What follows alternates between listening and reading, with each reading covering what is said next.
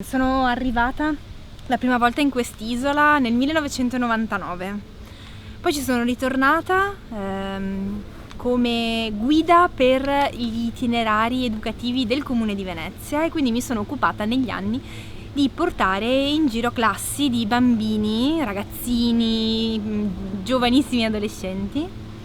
ed è stato un bel modo di trasmettere a loro la magia di questo posto. Io non avevo mai saputo dell'esistenza di una Repubblica Serenissima così moderna, così all'avanguardia, così attenta a queste questioni, insomma, sanitarie, con una serie di piccolissimi dettagli però davvero molto molto importanti ciascuno. Questo secondo me è uno degli esempi belli di come ragionare per la comunità e per l'interesse cittadino ti porta a picchi di